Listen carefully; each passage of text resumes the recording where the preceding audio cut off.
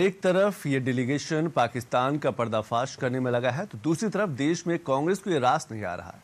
कांग्रेस अपने ही सांसदों के बयान पर एतराज जाहिर कर रही है। यही वजह है कि कांग्रेस के सुपर सीनियर नेता सलमान खुर्शीद ने इसको लेकर सार्वजनिक तौर पर नाराजगी जाहिर की है। सलमान खुर्शीद के बयान के बाद बीजेपी ने कांग्रेस पर गंभीर सवाल उठाए हैं। सवाल है कि कांग्रेस के लिए क्या देश हित से बड़ा दल हित है?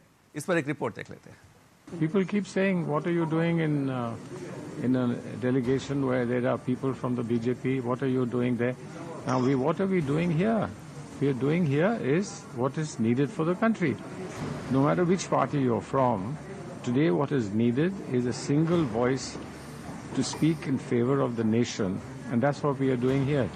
And I think when I say, is it so difficult to be a patriot, that's the question that has to be asked of those who are putting out tweets and saying things that I believe are not very encouraging when you want to do something for the nation. Salman Khurshid के इस बयान ने कांग्रेस के अंदर खाने में चल रहे सियासी उथल-पुथल को जगजाहिर कर दिया है। ये बयान सवालिया निशान है कांग्रेस की रणनीति पर। कांग्रेस विरोध की आग में इतना जल रही है कि अब उसकी आंच उसके खुद के नेताओं को लगने लगी है। एक दल के लिए कितना दुर्भाग्यपूर्ण है कि उसके ही सुपर सीनियर नेता को अपनी ही पार्टी से ये सवाल करना पड़ रहा है। क्या देशभक्त होना इतना मुश्किल है? सलमान खुर्शीद ने एक्स पर एक पोस्ट में लिखा कि जब हम आतंकवाद के खिलाफ एक मिशन पर हैं ताकि दुनिया में आतंकवाद की पोल खोली जा सके, तब ये बात काफी तकलीफ देती है कि देश में बैठे लोग हमारी सियासी वफादारी का गुनाह गणित कर रहे हैं। क्या देशभक्त होना इतना मुश्किल है?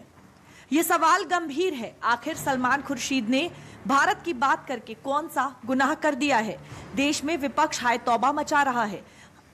सलमान खुर्शीद ने कश्मीर से आर्टिकल 370 हटाने को लेकर ऐसा बयान दे दिया जो कांग्रेस के गले नहीं उतर रहा। Kashmir had a major problem for a long time. Much of that was reflected in the thinking of the government in an article called 370 of the Constitution, which somehow gave an impression that it was separate from the rest of the country. But Article 370 was abrogated.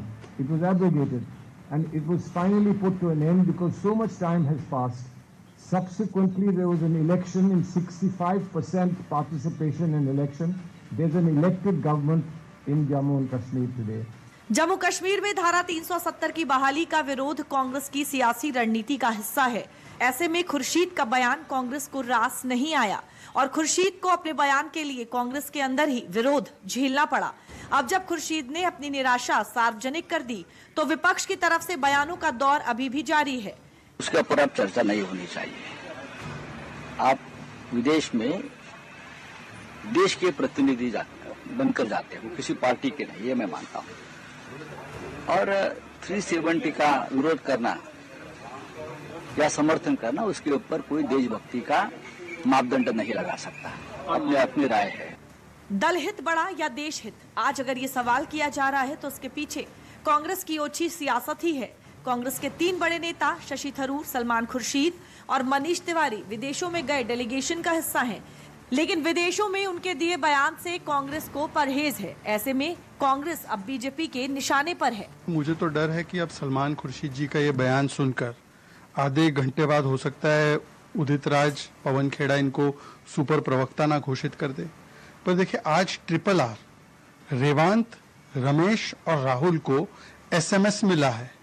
SMS का मतलब है सलमान खुर्शीद का संदेश, मनीष तिवारी का संदेश, शशि थरूर का संदेश। मनीष तिवारी और शशि थरूर के बाद अब सलमान खुर्शीद ने भी ये RRR को आईना दिखाया है कि ये पाकिस्तान परस्ती बंद कीजिए, परिवार हित और दल हित को देश हित के ऊपर मत रखिए। कि एक तरफ हमारे सांसद विदेश की धरती पर जाकर पाकिस्तान को बेनकाब करते हैं और यहाँ पर बैठे RRR क्या कहते हैं? ऑपरेशन सिंदूर फेलियर था, ऑपरेशन सिंदूर छुटपुट था, ये जो कूटनीतिक स्ट्राइक करने हमारे सांसद गए ये आतंकियों की तरह घूम रहे हैं। सेना का अपमान, सांसदों का अपमान, यही बन चुकी है इंडिया अलायंस की पहचान। और आज एक आईना दिखाने का काम उन्हीं सलमान खुर्शीद ने किया है। कुछ दिन पहले उन्होंने एक और आईना दिखाया था राहुल गांधी को कि कोई मीडिएशन नहीं हुआ। बीजेपी आरोप लगा रही है कि कांग्रेस अपनी सियासी महत्वाकांक्षा की वजह से अपने ही सांसदों को निशाना बना रही है। वहीं जेडीयू नेता राजीव रंजन प्रसाद ने कहा कि कांग्रेस के अंदर की बेचैनी समझ से परे है। देखिए, ये बहुत ही वेदना है कि सलमान खुर्शीद को इस प्रकार का स्टेटमेंट देना पड़ा।